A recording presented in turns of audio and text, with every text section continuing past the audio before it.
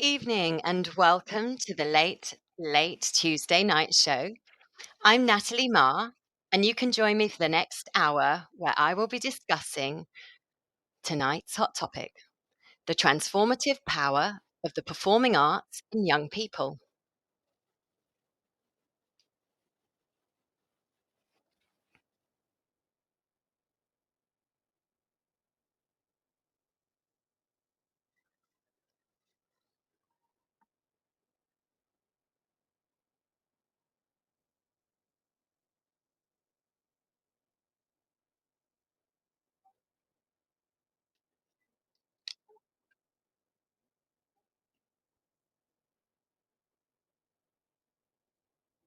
Hello and welcome to the show.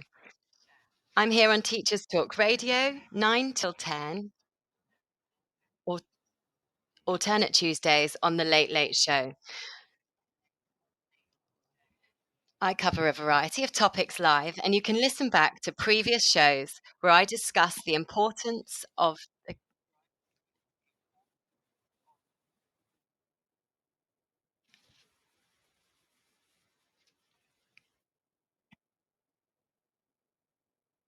On previous shows, I've discussed the importance of co-curricular with Nicole Tremblay, gifted students and mental health with Silva Garrido Seriano, and recruitment and retention and women leadership with Kelly Brown. Recently, I discussed Is Radio Dead and Do Young People Even Care with Dominic James. Let me introduce myself to those of you new to my show. I'm a drama specialist. I'm the director of drama with over 20 years teaching experience in various secondary school settings in Essex, Hertfordshire, and London. Alongside teaching full time, I have a theatre review podcast called Theatre Audience Podcast. So tonight's hot topic for discussion is the transformative power for performing arts in young people, seeking transformative experiences over transferable skills. And tonight I'll be joined by Richard Gregg. He's the director of dance, drama, and festival at St Dunstan's College. Richard has worked with young people in the performing arts for over 30 years, running a successful young people's theatre company and arts centre before moving into education. He heads a large scale arts festival and is a passionate believer in the power of arts to change and challenge young people. He's keen to engage with the growth of curriculum alongside expanding co curricular. So, Richard, are you there?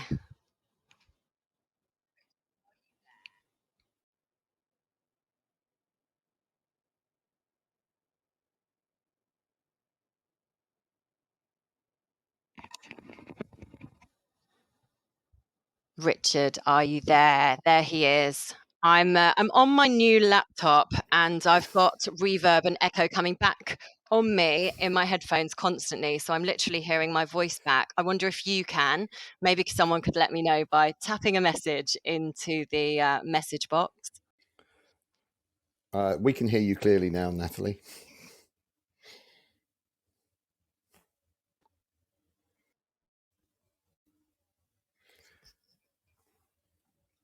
Yeah, I'm speaking. Can you Rich, hear me? are you there? Okay, fine. I've got messages saying that everything's fine. So that's cool. I'm just going to have to deal with hearing my own voice. Hi, Rich. How are you? I'm good. How are you doing, Natalie? I'm great. I'm just going to press one button and see if that cuts out the echo for myself and not the entire show. Experiment, and then we'll have our lovely discussion. Can you still all hear me? Can hear you. Can you? Fantastic. Wonderful. So, how are you, Rich? Yeah, I'm really good. Manically busy as always, but good to take some time tonight to talk about something that's really important to me.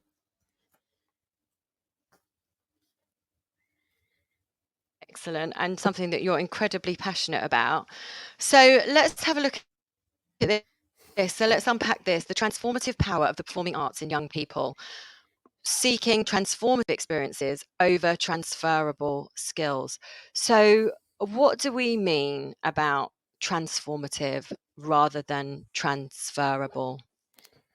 I think for me, I've spent many years in education encouraging young people to study drama.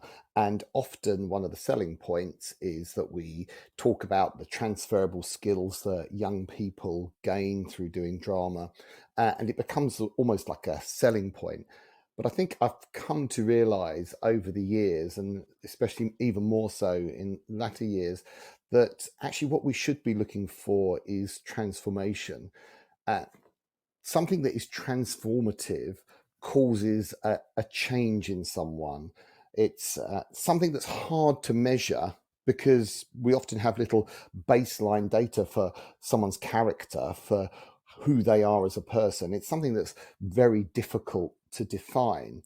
But I think it's actually one of the most important things that we do as drama specialists, as drama teachers, that we offer this opportunity for transformation, to actually make a change in a child's life, in a young person's life, that will remain with them right through to adulthood. And to be clear, I'm not talking here about our stage kids, our theatre kids particularly. Of course, it's really important for them. I'm talking about every child that comes through our classrooms or our workshop spaces or wherever we're engaging with them. We are giving them that chance to change something of them that's actually going to bring them benefit later in life.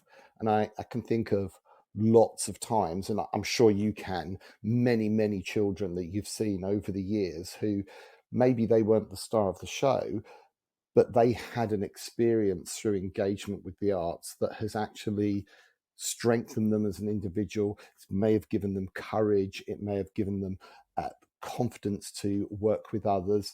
It may have just changed the way they perceive the world. And I think that's the sort of change, the transformative change that I mean when I talk about this, rather than here are the transferable skills. You'll learn to work in a team. Yes, you may gain some creativity. You may gain some confidence. You may be able to speak in public, and that'll be really good at an interview or at university.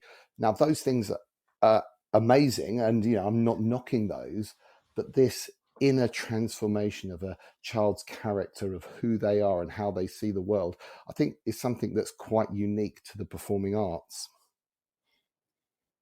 Absolutely. No, I absolutely totally agree with you.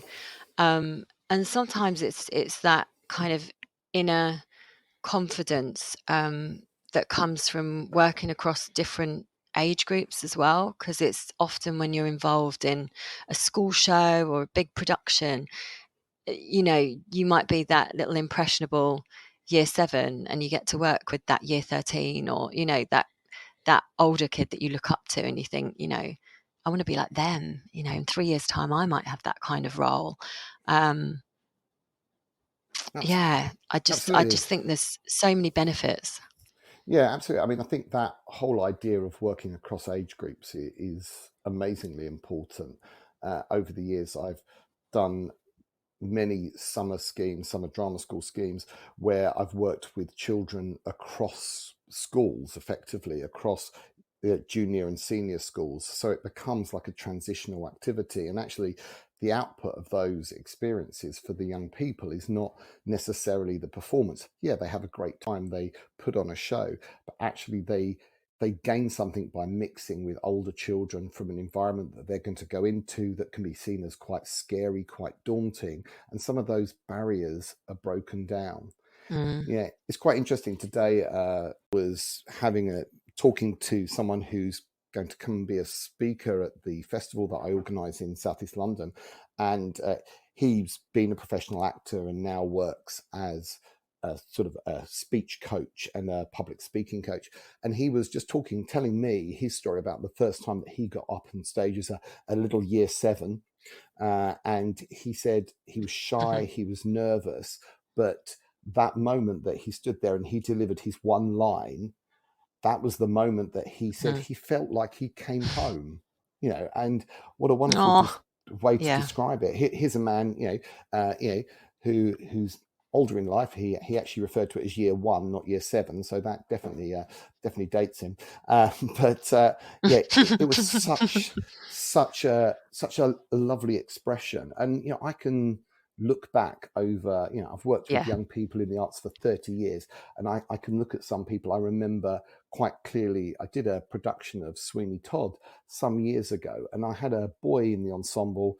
He was severely autistic, but he was so desperate to be part of the production, to fit in with kids, not to be separated out. And he was the first child that went down through the trap door. I mean, I was absolutely terrified. It was, I mean, these days I would have had to fill in like a 40-page risk assessment for that. But yeah, he Oh was my just up goodness, there. yeah. He was on this 6-foot platform, launched through a hole, and actually it did something for him. He's not a star in the West End, but it gave him a confidence to work with other people. It gave him a strength, a belief in himself that actually he could do this. He could be like everyone else in that situation. He could actually be the leader in that situation, and show the way. And those experiences are valuable. They are almost unquantifiable for young people. I think sometimes we sort of focus very much on the end product. We've got to get the school show ready, and we all know Mhm. the pressures of that. Yeah, uh, Absolutely. yeah. So And making it perfect, but making it it's not perfect. about that. It is, It, in this instance, it is about the taking part, isn't it? it is about the taking part. Yes, of It's about the course. process. Yeah, of course we want a good end product that the students can rightfully be proud of, to say, yeah, I made that. Mm, I was part of bringing that to life.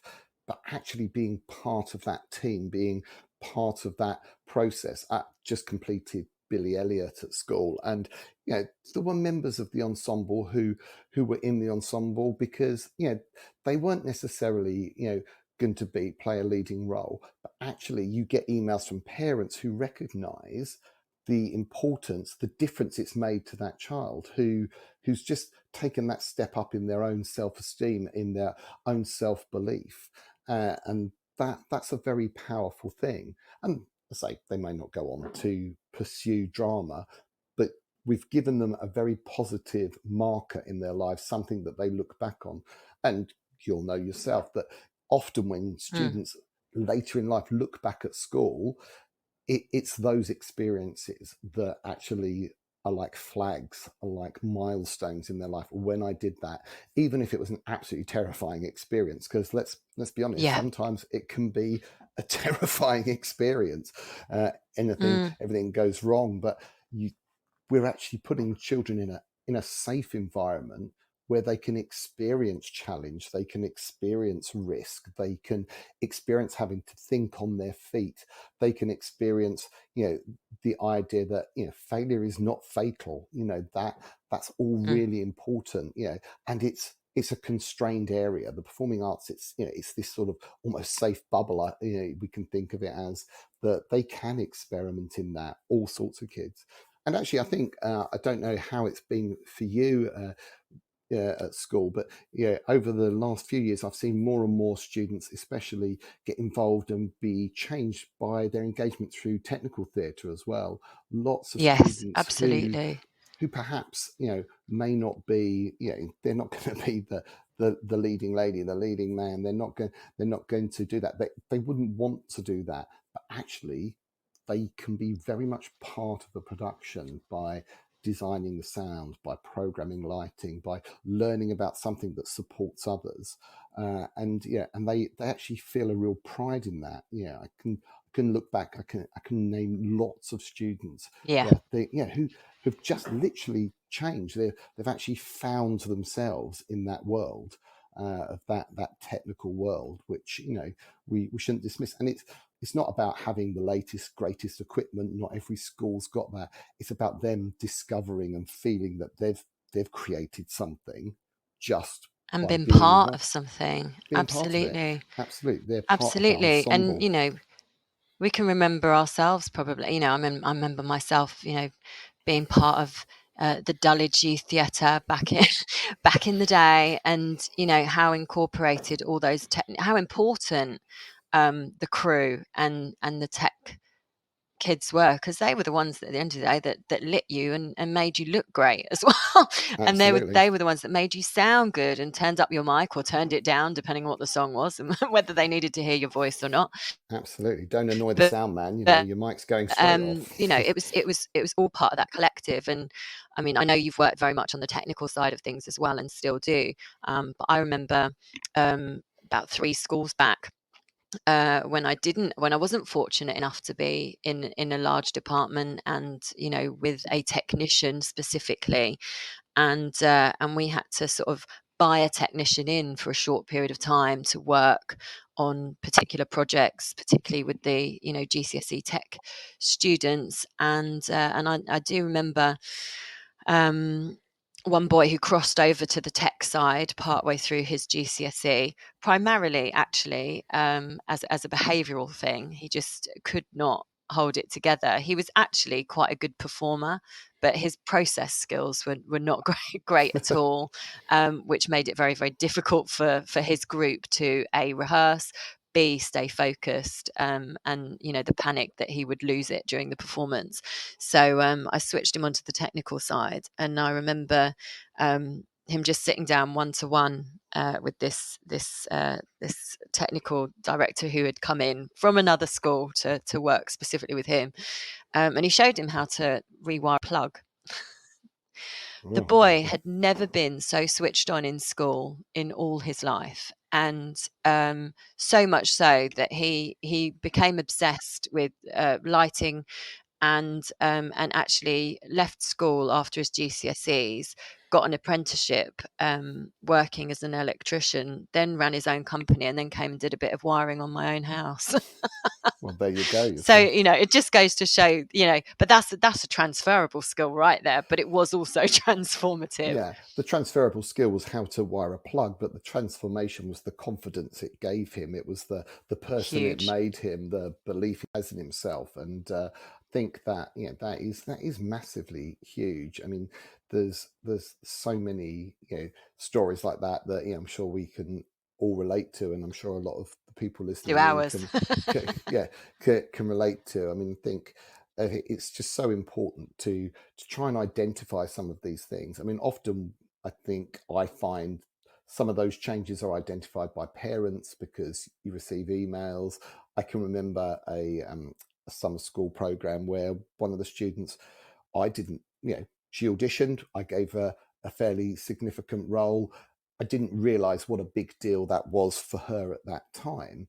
Until after the show, and the mum was like absolutely gobsmacked that her daughter was on stage singing and dancing. It was like I Mm, didn't see that was a big deal, and I suppose over the years you reflect on those things and you realise that is the power of what we're doing. I mean, there's so much research out there that shows what the performing arts does for young people. And I think it's, we mustn't dismiss that. I mean, the Arts Council commission stuff, the Durham commission that they put together with Durham University just talks about, the power that the arts have to transform young people, how it's so vital to release creativity. I think I would argue is not a skill. It's an overflow of who we are. It's an overflow of ideas coming out of us, hmm and we can teach skills to access some of that. We can play games and do exercises in the classroom to release some of that, but that creativity, that's a transformation, making someone creative, giving them the permission to be creative, changes them, giving them the permission to think in a new way, which is very difficult mm, if you're constrained by a knowledge-based subject, that has the here as the hmm delineation, whereas you and I work in subjects that come from within the students that we're teaching. I mean, I'm quite passionate about the work that I do with my exam classes, that actually the work that they create when they devise actually comes from a place of something that's important to them. That it's not, oh, let's just make up a Yeah. piece because it's going to tick boxes. what matters to Hmm. us, what's important to us in the world, what annoys us, what hacks us off. They're the Yeah. things that, that really stir up strong drama, that stir up It's a really voice, good. isn't it? Absolutely, absolutely, it is a voice, and it's often a voice for those who perhaps wouldn't speak up in any other way. And I think that, that's again one of the transformative powers of the arts, the actually the ability to have a conjoined voice as well. So often, if you're in a debate in the classroom, or you're sort of having a public speak or something, it's a single voice, even if they're representing others. Hmm. Where so much Yeah. of what we do in the arts is ensemble based. Even if one person Collaborative. has the Yeah. lead, they don't exist without the world of the play, supported by an ensemble, everyone contributing to that. It becomes this sort of Mm. conjoined voice. And especially in devised work, students can bring out something. They can bring out an issue that is really important to them. They can explore it. They can use things, even like forum theatre, Mm. to explore, to It's quite experiment interesting, with an actually, because idea.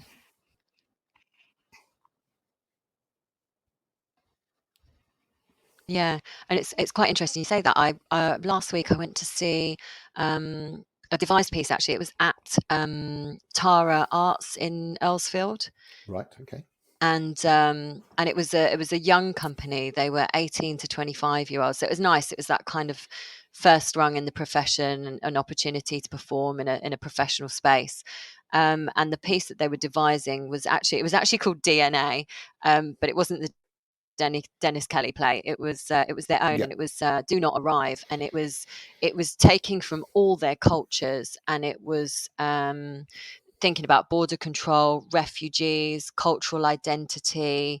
What you do once you arrive in England, any generations of your family that are living here, how you then experience. Like it was through their eyes, and it was what you say. It was permission for them to use their voice and talk about what angers them, what annoys them, maybe what their parents have lived through, um, etc. And it was a really powerful piece. It was like 55 minutes straight through. Brilliant. But you could see some of you could see cultural influences, but you could also see theatrical experiences, movement theatre. It was quite dynamic, really good use of music as well. So you could see where their influences, different practitioners had come from and stuff. But yeah, it's that opportunity for young voices to come together and work as a collaborative, as an ensemble, Yeah. No, I mean is that's is amazing. an amazing experience. Yeah, I mean, we recently had London Bubble Theatre Company come in, something very similar. They're young people's theatre company, to perform a play called Overload, that's devised as a piece of forum theatre, a piece of professional forum Oh, theatre. And nice. there there I had, like, 30 drama students watching this piece, and it was really interesting. Again, it was exploring issues of mental health, family support, aspirations, and so on. And then they performed this piece, and then when the students were asked, okay, what changes are you going to make, it was quite interesting to see how the students were actually quite reticent, even though they're drama students at first, to join in. Mm. But once one of them had sort of breached that gap and gone in and put on the orange Yeah. backpack, which was the marker that they were using for this character, Right. and they started, I mean, they actually had an amazing experience. They could explore this idea of how you communicate with someone you're in a relationship with, and they can do it in this sort of setting where they genuinely don't know what the professional actor opposite them is going to come back with, because so often when we're doing that sort of work in class, that they're with their friends, they're supportive, they're not Mm. actually going to get any real challenge. But to see that, Comfort zone. yeah, comfort zone, see that style of theatre in a setting, like that, working with young people, seeing them, being able to grow in an instant, literally over the course of an hour. These students grew through the ability to actually interact with professional actors and actually try something out, and try a real life situation, but in this sort of the safety of a piece of forum theatre. That's transformation. That's transformative Yeah. power And of was art that in action. just And was that just about the exploring? They weren't coming up with an end product? Was it, what was? No, it was the plays called Overload that London Bubble are Mm, touring, and it basically explores the life of a young man who has to act as carer for his mother who's going through mental illness, and right. it's his choices about him wanting to study, wanting to go to university, but actually having to be carer for his mum and his younger brother, giving up some of his ideas and dreams, whether or not he should have got support from external agencies. So it's real life issues that affect young people. And really, the students got the opportunity to go in and make different decisions for him and to see how did that play out, how did that improve his situation or not. So they got to try some drama skills, but they actually got to Nice. play with these real life situations and actually confront some issues that are challenging and that there are no endpoints to. Really, there are Hmm. no black and white answers. And again, that's the joy, that's the power of drama, of music, of the performing arts. We're not delineated, it's not all black and white. We have got this scope to Yeah. explore, and it's that space that allows growth. It's if there's a black line drawn around the space you're working in, you can grow as far as the lines. But when there's no lines, when everything's on the table, when Yeah. everything's available, when you can try something, and it doesn't matter, you can try it once and it doesn't work. So what? You try something different the next time. Mm. That's what is so powerful in drama, in music, in the performing arts, in dance. For young people, we just mustn't underestimate this.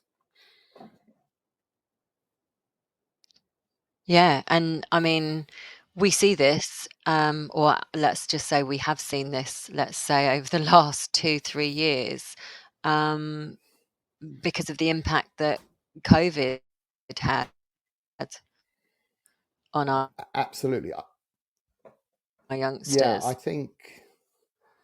Yeah, I think actually COVID has made me reflect more on this idea of transformative power than, it's something that I've always believed in. Um, but I think I've seen the real impact of it since COVID, since all of those students were sort of taken out of the drama studios, out of the workshop spaces, out of off the stages, and you see the impact that sort of 18 months, 2 years of having that withdrawn from them, you see the impact that has on them. I think, it's actually more than I Mm. expected. I can pinpoint the students now who started drama at my school through COVID, and I can see the impact it's had on them and their ability to engage and their ability to explore. Not every single child, but a lot of what I would Yeah. expect to see in transformation in those kids through drama has been missing. There's something missing in that aspect, and I think that's become very, very apparent probably now, really, as those students really sort of going through year 9. They're the ones that joined, during COVID. We're in year 7 during COVID, and it has made a difference. Not Mm. being able to meet up. We know about all the social impact and the mental health impact, but actually, I do wonder, and I do question whether some of the mental health issues that young people face today or are struggling with post COVID, some of that is because they haven't had those safe spaces to explore ideas, just to almost let off emotional and creative steam in spaces, and so everything becomes quite overwhelming. I think one of the really important things that the performing arts does, and I don't know whether you agree, is that it can actually normalize anxiety, because you are going to feel anxious when you do a performance, whether that performance is in front of your class, in front of your year, in front of your school, in front of a public audience. There's a level of anxiety when you perform, and I think so much of what we've experienced over the last few years is that anxiety is a problem. And yes, of course it is. Absolutely, there are people who suffer with crippling anxiety, Mm. but we can actually help normalize uh, a feeling of anxiety through performance, through just small performances in the classroom, you get that feeling that, I don't want to perform, but you do it and you get positive feedback, and actually it says, well, actually those nerves are a positive thing. That low level anxiety actually can be managed. And I think when young people have had that sort of almost training in how to manage anxiety through the performing arts taken away, they've got no mechanism then for going, hold on, this is low level Yeah. anxiety, it's quite No, you're small, right. and it grows into a This is mental health fine. It's issue. normal. Yeah. Yeah. So I think, that whole idea, that's one of the things we lost, this idea of normalizing anxiety, and also the fact that when you are in a production, when you're exploring drama, even in the classroom, you are naturally building empathy for others because you're looking through at the world through Hmm. the eyes of another person, you know, be it a fairy tale character or a Absolutely. highly complex, character that's been written. You're looking at through different words, through a different setting, through different lenses, and that can't help but build empathy within you for other people. You see the world differently. You might challenge, how you see the world because you've seen it differently through the eyes of someone else. It's quite apparent when you look at some of the texts that we study for GCSE, and we look at some of the Mm. issues that they raise, that young people are brought into contact with issues that, I don't know what texts that you use. We're currently looking at I Love You Mum, I Promise I Won't Die by Mark Wheeler, which explores this idea of Yeah. an Yeah. ordinary Really strong guy and piece. an ordinary kid taking an Yep. overdose by accident. And the students reading that have actually really engaged with this idea of seeing things differently, seeing the world differently, seeing the topic differently, because they're not seeing a piece of Mm. drama that is sort of didactic and sort of preaching at them. It's not. It's giving them an opportunity to No. explore an idea through the voices of children their own age, and multiple voices with multiple viewpoints. So it's made Yeah. them Or think. And I slightly think, older and yeah, yeah. absolutely. And I think that really sort of, makes them think Th- about the those world in a different way. those voices as well. Yeah, Absolutely. And those voices as well are verbatim, much of that is taken from the actual words that the real children in that situation had said in interview. And so it makes it all the more real for our yeah, students and young people when reading the play to really emote and feel and empathize. And and that's why that is such a strong text. And it is great that the exam board have actually and that those kind of options are on there now.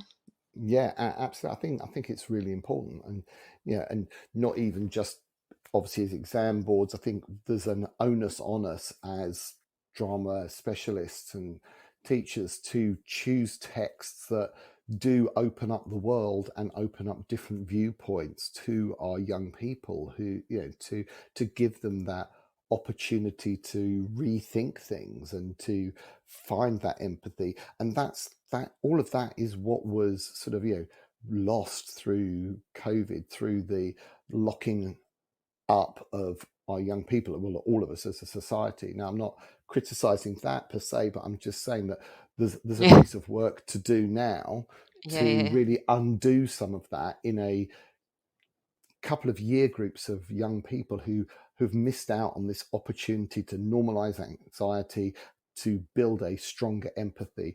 Obviously, schools are doing some amazing work to try and combat some of that stuff through other means, but let's not forget that actually drama is one of the most powerful ways to do that. And it comes in a way that isn't preaching to them, saying, oh, you've got a problem, mental health problem, so we're going to have to put you through this program to help with it. We can say, come on, come and be part of a play, come and just be in the ensemble, come and do this activity. And they're actually Yeah, getting that therapy, that help, just through engagement with our yeah. topics, with our lessons. And I think that's something that is so valuable. But I think the biggest problem we have is that it's hard to quantify, isn't it? It's hard to actually say, oh, this is what that's worth. This is exactly what it's doing, and it Oh, will be different for every absolutely. child. That's the thing. Exactly. Exactly. And I mean, yeah, and it's, I mean, how many times, have we maybe had a child with a panic attack, just, or a drama on the day of a performance, and like that loss of I can't do it, I can't do it, like, and it's what you said, that the amount of times you have to say that nerves are good, it's all part of the process, it's that adrenaline rush, it's that butterfly, but you can do it, and it's overcoming, it's resilience, isn't it? and Absolutely. and and just being part of something collectively, and coming through it. And it's interesting, actually, tomorrow morning I'm running a session with some incredibly bright A-level and GCSE modern foreign languages students. These are the ones who on paper are, the nines, the A stars of this world, but when it comes to the speaking exam, they seize up, because it's not necessarily, and this isn't all of them, this is just a small section that have been identified, that they panic, they have this anxiety of performance or speaking in front of someone else, and generally it is their own teacher on asking the questions, and these will be kids that have revised and know it, but because of this lack, this, I'm not a performer, I'm quite a quiet person, I'm shy, I don't like talking in front of other people, this can kind of overwhelm them, and get in the way. So I'm doing some, what I feel, incredibly basic stuff with them, but it seems to be quite effective in helping them, breathe through their anxiety and nerves in order to speak the words that they could very easily write down.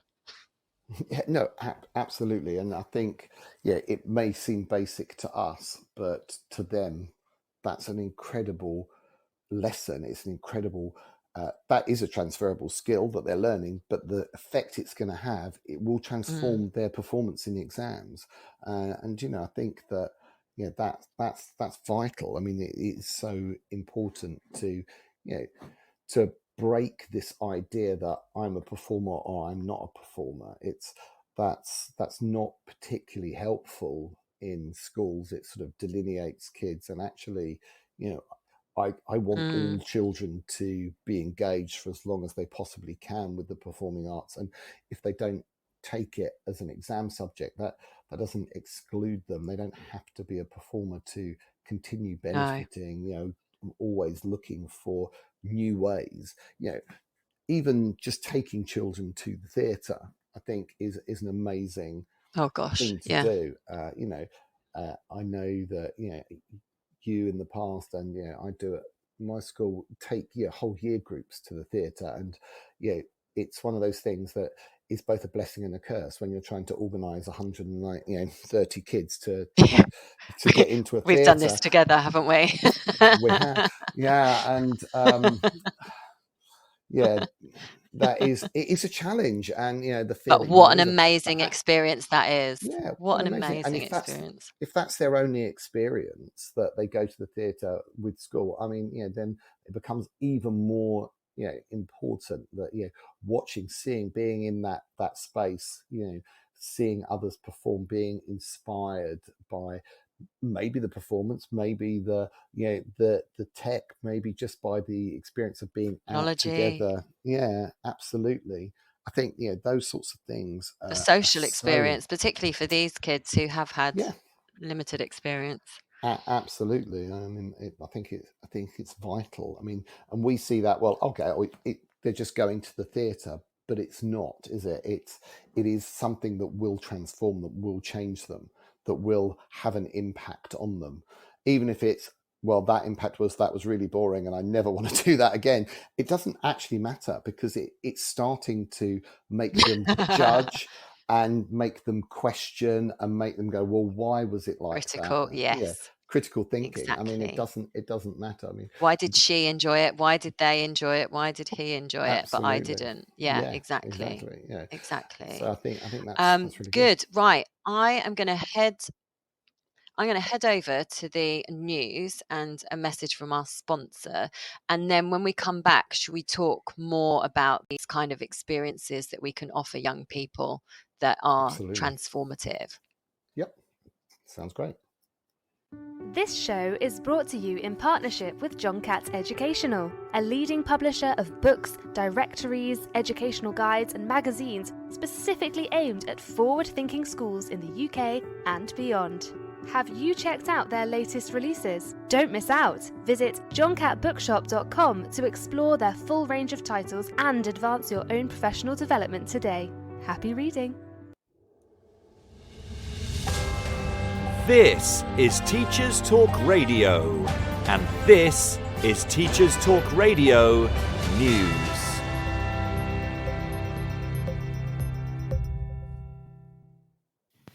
A report on the BBC website focuses on Ofsted's response to recent criticisms following the death of Ruth Perry. Ms Perry died while waiting for a report which downgraded her school. Ruth Perry's sister, Professor Julia Waters, wanted a full review to take place, but Ofsted has announced only some changes. Chief Inspector Amanda Spielman said the organisation would continue to listen to try to make improvements. She outlined the changes in a statement, and they include looking at how inspectors can return more quickly to schools who have work to do on safeguarding, otherwise performing well, in order to reflect improvements in their judgments. Making the complaints process more responsive, which would see issues being addressed during inspection rather than afterwards, and holding briefings for head teachers where schools have not been inspected for a long time. In response, Professor Waters said the inspectorate was totally insensitive to the situation and was far from anything like a meaningful response to growing calls for reform. Education Secretary Gillian Keegan said standards on keeping children safe would not be watered down. The TES reports on concerns over school absence rates and the impact it could have on upcoming GCSE exams. Fears have been raised over the exam regulator's plan to return grade standards to pre-pandemic levels for the 2023 summer series, when a TES analysis reveals that absence is still 70% higher than before the COVID lockdowns. Year 11 students have missed 10.7% of sessions, equivalent of half a day at school, during the autumn and spring terms, according to DFE figures and FFT Data Lab information. The absence rate amongst disadvantaged Year 11 students is more than double that of their non-disadvantaged peers. Former Schools Minister and Chair of the Commons Education Select Committee, Robin Walker, said the findings were of a grave concern. Exam regulator Ofqual has promised some protection against any impact of COVID disruption to learning, but has not shared details. Despite a government drive on attendance, the objective to return attendance to normal pre-pandemic levels has not been met. School leaders and MAT CEOs have expressed concern at the lack of consideration being given to high absence rates. They also acknowledged that many had not anticipated the difficulties currently being faced. The Guardian featured an article on vaping and the concerns many have over the potential future impact on young people. With many schools acknowledging the difficulties they experience in dealing with vaping amongst children and young people, and research suggesting that pupils as young as 9 are admitting to vaping at least once, the article focuses on the downsides to what was initially presented as a more healthy alternative to smoking. The rise of the fruity vape flavours with enticing names such as Blueberry Blast have encouraged young people to believe they are harmless. According to some, they reduce your appetite, making them more enticing to some users. What isn't often talked about is the addictive element and the fact that many of the products, although not all, contain nicotine. Some youngsters who have never smoked have found themselves addicted to nicotine anyway. A recent study indicates that up to 15% of all 11 to 15-year-olds in the UK are now vaping, and the habit is proving just as difficult to kick as all other addictions, including smoking. Finally, many head teachers have called on Schools Minister Nick Gibb to drop what they describe as a misguided policy, which means schools must open for at least 32.5 hours per week. In a letter to the Minister, Leaders of the two main head teachers' unions warn that since guidance on the proposal has not been provided, many have assumed it is not going ahead.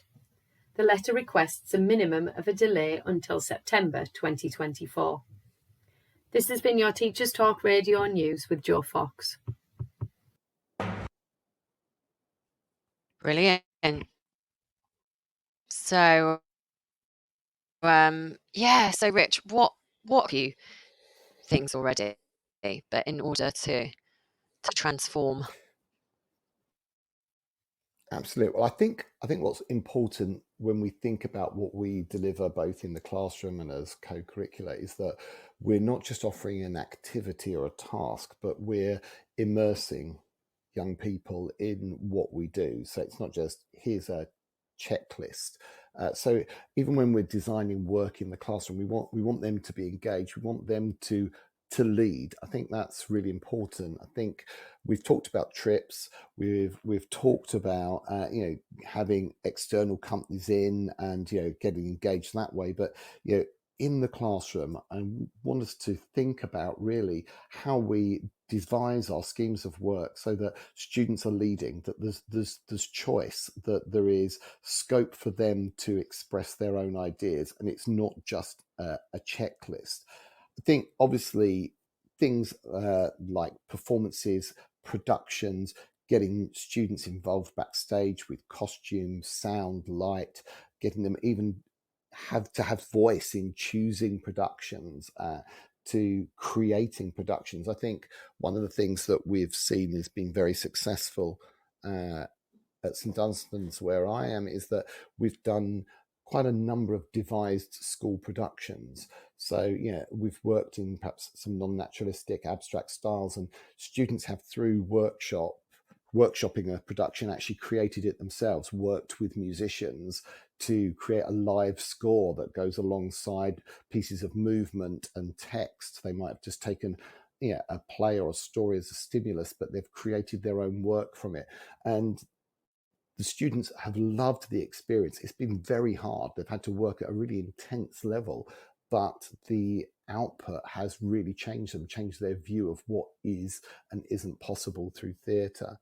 I think any time that you can engage with the arts externally, either in a theatre trip or in an activity, taking part in festivals, taking part in external events, I think is really great for transformative experience, because students need to hear an impartial voice. Mum and dad or granddad, whoever, friends, carers who come and watch productions are going to say, "You're fab, you're amazing, you should be in the West End." That's what they're going to say. Doesn't matter if you fell over, sang all the wrong notes, didn't get any of your words right, you're still going to be amazing. And that's good. You want that affirmation. But actually, to really transform people, students need to hear that from someone perhaps in the profession, or someone independent who can say, actually, I can objectively see what you're doing is really powerful, is really well put together, has been done to a really good standard, or I can see that you've contributed some creativity to that. I think those sorts of things are really important. The Durham Commission I referenced earlier, which was put together with Durham University and the Arts Council, said we need to provide opportunities to experiment, make mistakes, reflect, and try again. And I think if we think of what we do in those terms, then we won't go too far wrong. If there is this element of experimentation, that they can try something, and it doesn't matter that it goes wrong, because they can look back on it and go, actually, let me try something different next time, or let me try that same thing again in a different way. I think that will bring about transformation, won't it? It's gonna change the way students Absolutely engage with the world. I think, and it's gonna change the way that they engage in their own lives as well. I mean, I think very much when I was at school, certainly as a student, I feel like it was very this is what we're doing, this is how we're doing it. This, I'm talking about, directing of a production. It was quite authoritative. It was quite director, very director led. We were very much, you learn your lines and you do what you're told. There wasn't much time for us to give suggestions or be creative. I don't remember being given the freedom to devise within things so much. It was very, very script orientated. And it was very much aiming for the polished, perfect end product that looked nice for the parents when.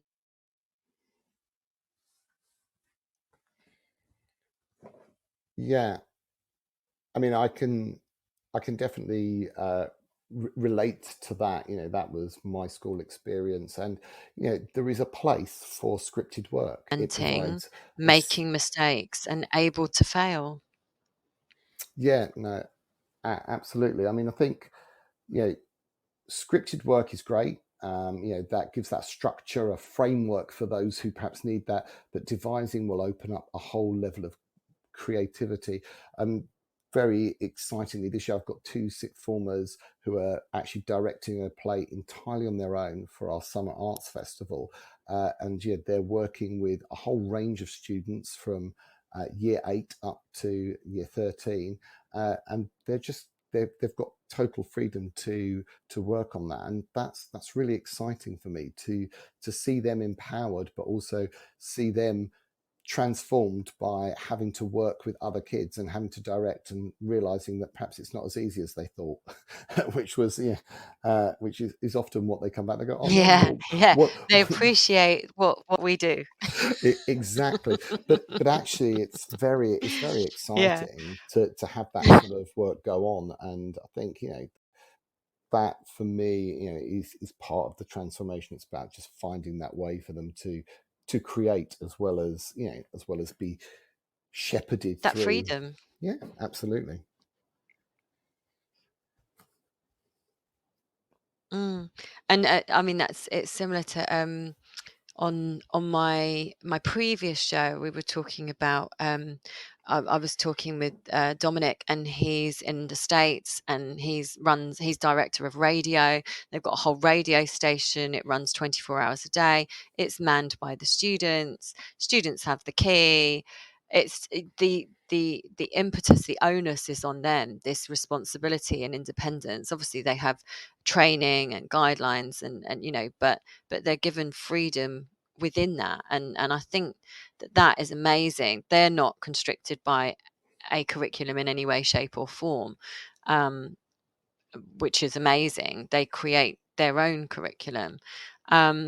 And I just think, for our last sort of 7 minutes of discussion, I know we could go on for hours and hours, but how can we then provide transformation in schools where qualification is kind of king or queen? Or queen is royalty. I think it's a challenge. I think it's always going to be a challenge. I think we have a battle with a mindset that still exists, I think, that sees drama as a soft option, as a subject, that perhaps doesn't value it as much as it should be, or that it's not seen as academically rigorous.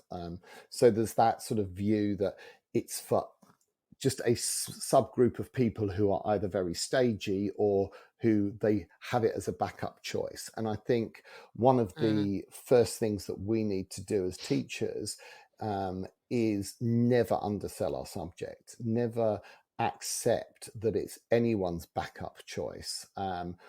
Be very firm about that. Hold on, no, this is as academically rigorous as anything else, and actually has amazing benefits.